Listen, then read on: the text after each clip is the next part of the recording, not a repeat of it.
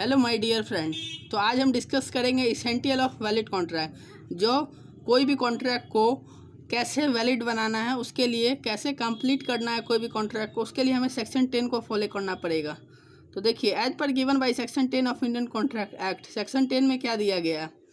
Agreement, free consent, competency of the parties, lawful consideration, legal object and not expressly declared to be void। ये 1 से लेके आप 6 तक अगर इसको सारे को सेटिस्फाइड करते चले जाएंगे तो आपका कॉन्ट्रैक्ट वैलिड मान लिया जाएगा। अगर इसमें से एक चीज़ भी नहीं रहेगा तो कॉन्ट्रैक्ट कभी भी नहीं बनेगा आपका। और यहाँ देखिए, ये 1 से 5 तक जो सेक्शन 10 में नहीं दिया हुआ है, लेकिन ये भी बहुत इंपॉर्टेंस रखता है। एग्रीमेंट मैंने आपको बताया, as per section 2 clause as every promise and every set of promise forming the consideration for each other, उसे एग्रीमेंट कहते हैं। फ्री कॉन्सेंट मतलब कोई भी आप किसी व्यक्ति से कॉन्ट्रैक्ट कर रहे हो, उसका कॉन्सेंट फ्री होना चाहिए, उसके इच्छा से ही कॉन्ट्रैक्ट होना चाहिए। उसके बिना इच्छा से कॉन्ट्रैक्ट कर रहे हो तो वो वैलिड कॉन्ट्रैक्ट नहीं कहलाएगा। पार्टीज मतलब कैपेबल होना चाहिए।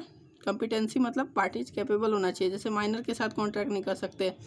लुनेटिक मतलब पगला के साथ आप कॉन्ट्रैक्ट नहीं कर सकते। ऐसे अब बहुत है जो मैं आपको आगे क्लास में समझाऊंगा।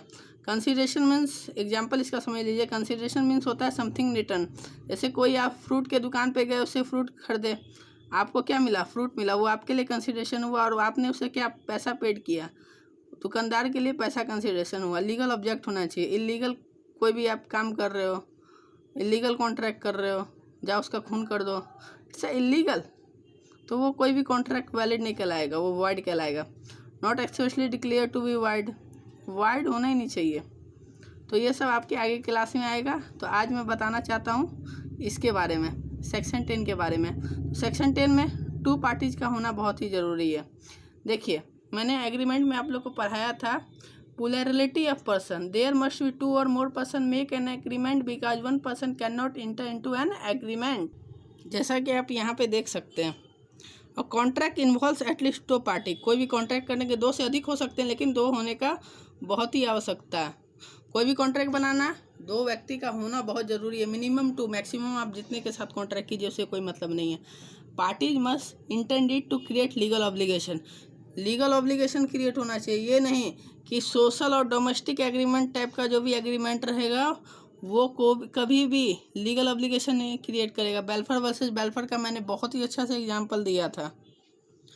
और यहाँ देख लीजिए, other formalities to be compared with certain cases, in case of certain contract the contract must be writing. देखिए, कोई भी कॉन्ट्रैक्ट कर रहे हैं, जैसे एग्जांपल में ले लीजिए, इंश्योरेंस का कॉन्ट्रैक्ट कर रहे हैं, वो राइटिंग में होना बहुत ही ज़रूरी है।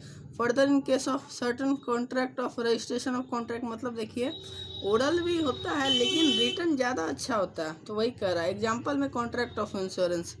सर्टिनिटी ऑफ मीनिंग, इसको चलिए हम समझते हैं।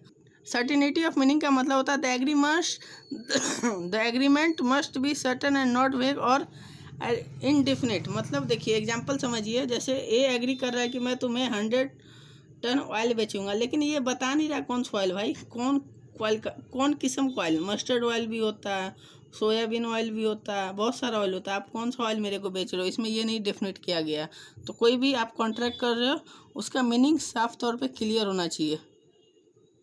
यहाँ 5 नंबर में आप देख सकते हैं, possibility of performance of an agreement.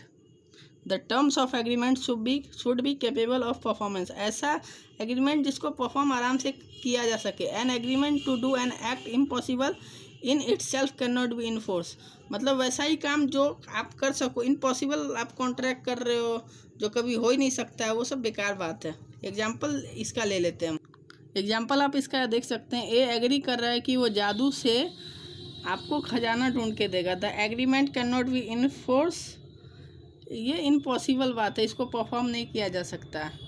तो आज का क्लास हमारा यहीं पे समाप्त हो रहा है। जो बच्चे नए आए हैं, प्लीज़ हमारे चैनल को सब्सक्राइब कीजिए, जिससे आपको नई नई नोटिफिकेशन मिलती रहे। प्लीज़ लाइक कीजिए, कमेंट कीजिए, कोई भी डाउट हो कमेंट कीजिए, उसका रिप्लाई आप लोग को मिल जाएगा। जय श्री श्याम।